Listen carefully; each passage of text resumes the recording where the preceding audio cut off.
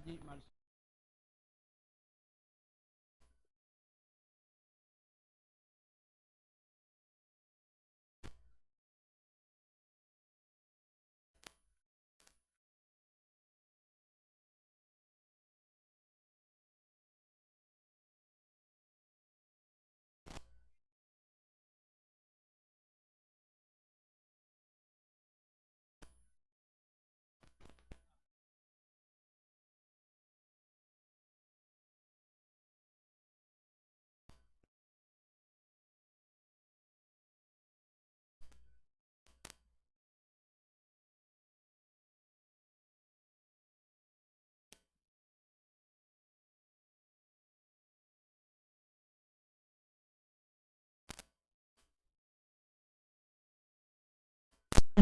우리가 읽어보면 이렇게 될 수 있는 것입니다. 이와 같은 묘사의 방식은 독자들로 하여금 이 둘째 짐승이 하는 일을 생생하게 느끼도록 만들어 주고 있습니다.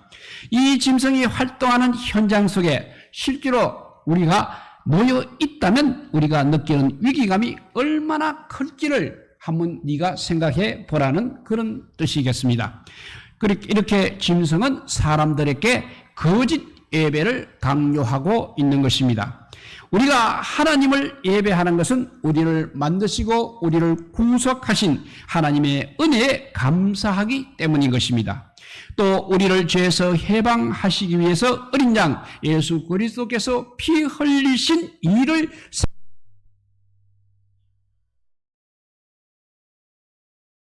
오는 것입니다. 이 감사를 우리가 하나님께 드리고 하나님이 받으시기에 합당한 영광을 돌려드리는 것이 바로 우리의 예배인 것입니다. 우리의 예배는 그래서 아무도 강제할 수 없는 것입니다. 아니, 예배를 하지 못하도록 해도 우리는 예배하지 않을 수 없는 것입니다. 그러나 불행하게도 짐승의 예배는 강제된 예배라 할 수 있겠습니다. 왜냐하면 그것은 원래 신이 아닌 인간을 신으로 만들어서 예배하도록 강요하는 예배이기 때문에 그렇습니다. 황제 숭배라는 것은 인간 황제를 공식적으로 신격화한 후에 이루어지는 것입니다. 황제뿐만 아니라 이제 더 범위를 넓혀서 황제의 가족들도 신격화의 과정을 거쳐 예배의 대상이 되게 하는 것입니다. 그래서 그 에베소에서 발굴된 한 비문에 의하면 다음과 같은 거지에게 총독의 칙령이 이렇게 기록되어 있습니다. 그것을 읽어보면 우리의 최고의 경의를 드려야 할 황제 아우구스투스께서 그의 아내 율리아 아우구스타에게 마침내 신격 대우를 내리셨기 때문에 그녀에게 드리는 경배문에는 신성한 아우구스투스에게 드리는 것과 동일한 권리가 부여되어야만 한다. 이는 원로왕과 신성한 아우구스투스께서 그녀에게 돌리는 것이 합당하다고 여겨 이를 부여했기 때문이다. 이렇게 비문에 써 있었던 것입니다. 어제까지 인간이었던 그 사람을 오늘부터 갑자기 신으로 예배하는 이런 가정이 우리에게는 지금 매우 낯선 일입니다. 그렇지만 당대의 다신교 상황 속에서는 이것이 그렇게 이상한 일도 아니라는 것입니다. 오늘날 마치 우리 북한을 보는 것과 같은 모습이라 할 수 있겠습니다. 황제를 위하여 신들에게 기도하는 일과 신들 가운데 하나로 또 황제에게 기도하는 일이 쉽게 뒤섞일 수 있기 때문에 그렇습니다. 이런 현상은 2세기의 유명한 운명가인 알리우스 아리스토티데스가 한 말이었습니다. 그는 황제 숭배자의 모습을 묘사하는데 그 사람이 잘 드러내어 주고 있는 것입니다. 그가 묘사한 것을 들어보면 황제 숭배자의 모습을 묘사한 것을 우리가 한번 읽어보면 그는 일어나 그 황제께 찬양을 드리고 이중 기도를 드린다. 이 기도는 한면에는 황제를 위하여 신들에게 기도하는 것이고 또 다른 한면에는 황제 자신에게 자신의 개인적 일들을 위하여 기도하는 것이다 라고 그렇게 황제 숭배자의 모습을 묘사했습니다. 이런 방식으로 황제는 기도를 필요로 하는 사람이면서 기도를 필요로 하는 인간이면서 동시에 또 기도를 받을 수 있는 신이기도 하다는 것입니다. 그러나 아무리 그렇게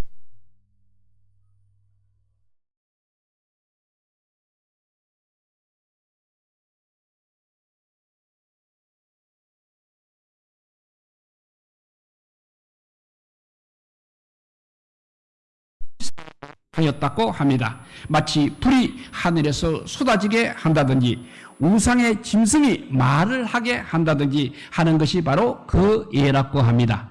또 복화술이나 교묘한 마술이 이런 것들을 가능하게 하였을 것이라 추측할 수 있습니다.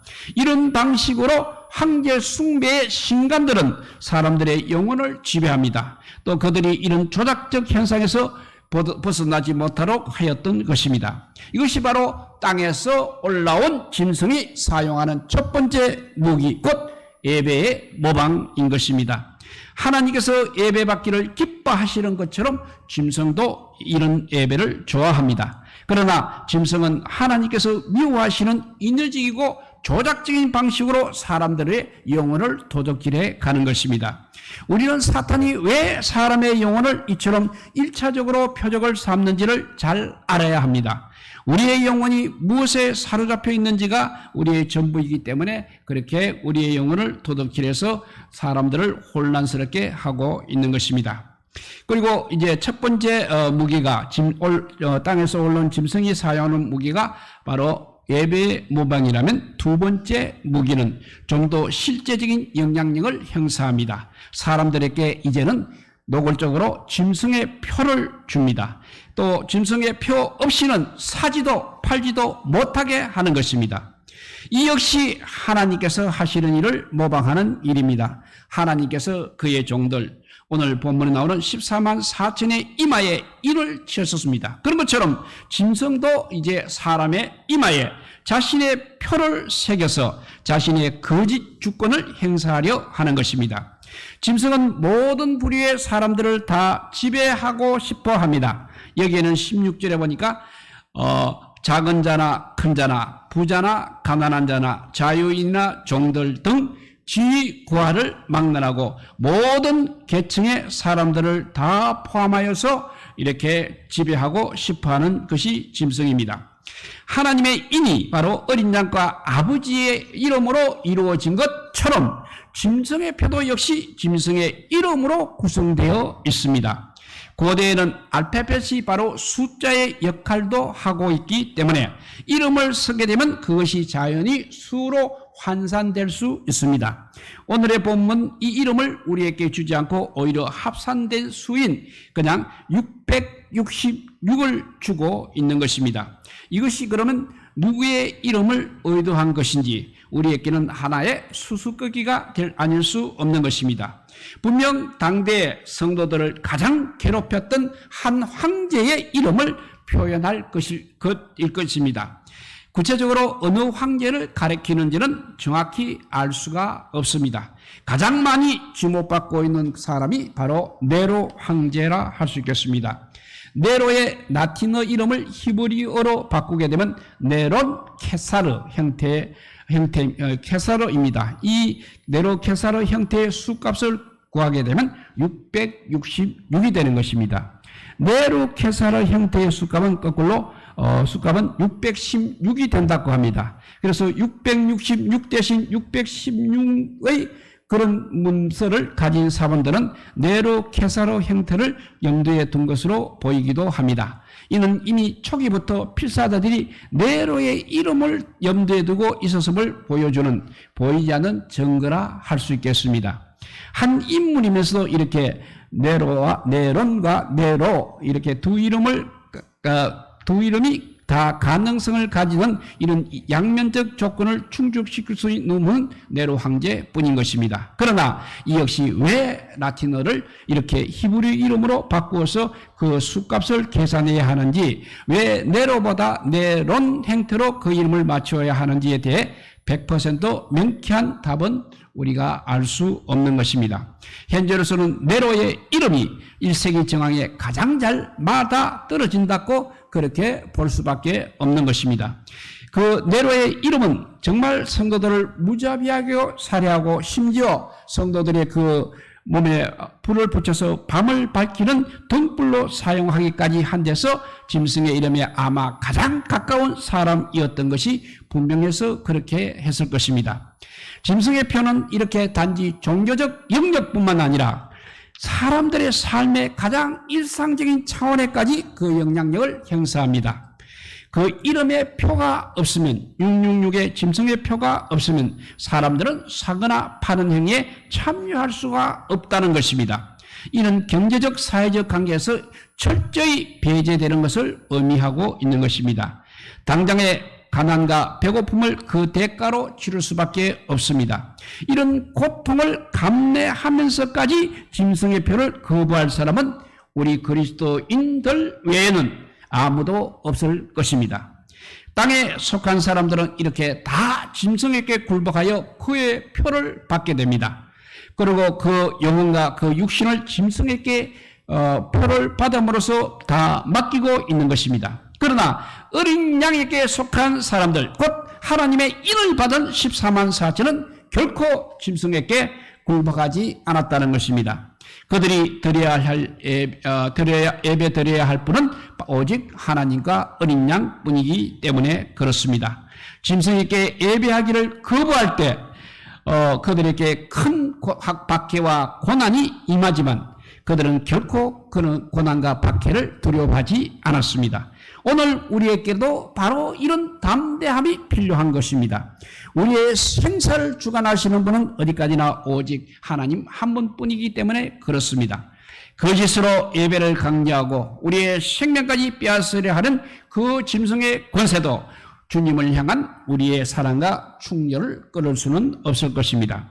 세상적 관점에서 보면 짐승이 그렇게 해서 잠시 승리하는 것처럼 보입니다. 그렇지만 영원한 승리는 어린 양 예수 그리스도의 것임을 우리가 기억해야 되겠습니다. 그의 승리를 보여주는 짧은 표현이 바로 14장 1절에 섰고라는 단어에서 우리가 찾아볼 수 있습니다. 서 있고이라는 단어는 서다 동사의 완료 분사형입니다. 완료 시제는 그 서 있는 상태가 항구적임을 나타내는 것입니다. 요한은 어린 양이 어쩌다가 그냥 시온산에 서 계시게 되었다고 말하지 않고 있는 것입니다. 그 어린 양이 영구히 흔들리지 않는 모습으로 바로 그것에 서 계신다는 것입니다. 이런 어린 양의 영원한 승리를 묘사하고 있는 것입니다. 14만 4천은 어린 양과 함께 이 승리에 동참하는 성도들인 것입니다. 이 14만 4천은 짐승에게 결코 굴복하지 않는 믿음의 사람들입니다. 14장 3절에서 속량함을 받은 14만 4천이라고 이렇게 말하고 있는 것은 좀 더 정확하게 우리가 읽게 되면 14만 4천 곧 땅에서 속량받은 사람들이라고 할 수 있는 것입니다. 14만 4천은 관사를 갖춘 분사 형태입니다. 그래서 속량함을 받은 사람들을 가리키고 있는 것입니다. 이를 정확하게 이렇게 읽을 필요가 있는 이유는 앞에 계시록 7장 4절에서 8절에 이 14만 4천을 이스라엘의 민족 중에서 구원받은 사람들로 제한하려는 사람들이 있기 때문에 그렇습니다. 그러나 오늘 이 본문은 14만 4천을 이스라엘 사람으로만 제한하지 않습니다. 어린 양의 피로 구속함을 받은 사람들의 상징적 총수가 바로 14만 4천이라는 것입니다. 이 14만 4천이 짐승의 위협에 굴하지 않고 끝까지 믿음을 잘 지켜서 어린 양과 함께 승리자로 시온산에 견고히 서게 되었다는 것입니다. 그리고 또 이들은 14만 4천은 여자와 더불어 더럽히지 아니하였다고 하는 이 문구를 문자적으로 읽으면 곤란합니다. 그렇다면 여자가 아닌 남자들만 14만 4천에 속한다는 이야기가 되기 때문에 그렇습니다. 그래서 우리는 그렇게 볼 수 없다는 것입니다. 그래서 이 표현은 신명기 23장 9절에서 10절을 보면 너희 중에 누가 밤에 몽설함으로 부정하거든 진영 밖으로 나가고 진영 안에 들어오지 아니하다가 해질 때 모욕하고 해진 후에 진에 들어올 것이요 했는 이 표현이나 사무엘상 25장 15절에 다윗이 제사장에게 대답하여 이르되 우리가 참으로 3일 동안이나 여자를 가까이 하지 아니하였나이다. 내가 떠난 길이 보통 여행이라도 소년들의 그릇이 성결하겠거든 하물며 오늘 그들의 그릇이 성결하지 아니하겠나이까 하매 등을 이 본문들을 두고 염두에 두고 우리는 이해를 해야 됩니다. 그러니까 과거 이스라엘 군사들은 전쟁에 나가기 전에 일시적 동정의 상태를 유지해야 한다는 것을 말하고 있습니다. 그래서 14만 4천은 이런 측면에서 어린 양의 군사로 묘사하고 있는 것입니다. 또 다른 세 번째 측면에서는 빛나고 깨끗한 세마포소를 어린 양의 순결한 신부로 묘사되고 있는 것입니다. 이들은 어린 양의 피로 속량함을 받은 사람들입니다. 어디든지 어린 양을 따라 나아가는 그의 제자들인 것입니다. 여기에는 남자와 여자, 성별과 나이, 인종과 계급의 차이가 없습니다. 모든 구속함을 받은 성도들이 다 여기 14만 4천에 포함이 되는 것입니다. 이 14만 4천의 성도들의 입에 거짓말이 또 없다고 말하고 있는 것은 윤리적 차원만을 말하는 것이 아닙니다. 이들은 짐승의 압력에 굴하지 않았습니다. 그 입으로 짐승이 주라는 거짓 고백을 하지 않은 사람들이라는 것입니다. 그리고 이 14만 4천의 입에는 거짓 고백이 없는 것입니다. 그리고 마음과 입이 따로 놀고 있지 않습니다. 하나님께서는 그래서 이런 사람들을 사랑하십니다. 우리의 예배를 받기에 합당하신 분은 오직 하나님과 어린 양 예수 그리스도 뿐인 것입니다. 오늘날 일부 국가에서는 국가나 당이 허용하는 예배만 하라고 강요하고 있습니다. 특별히 중국이 그런 것입니다. 또 우리나라에도 지금 코로나 바이러스 사태를 인해서 이렇게 예배만 하라고 그렇게 강요하고 있습니다.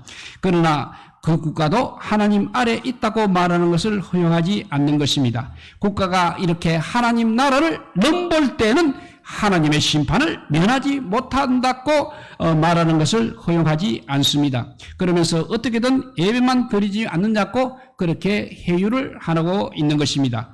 그러면 이런 형태가, 이런 예배가 진정한 예배가 되겠습니까? 어떤 형태로든지 국가라든지 당이 하나님의 예배를 제한하는 예배는 바로 변질된 예배가 되겠습니다.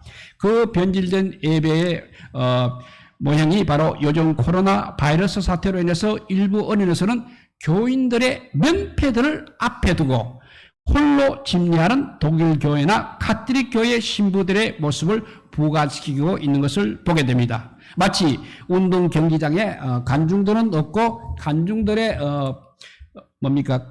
모습만 그림하는 그림을 놓고 경기하는 것 같은 것이 바로 이런 변질된 예배의 모습이라 할 수 있겠습니다.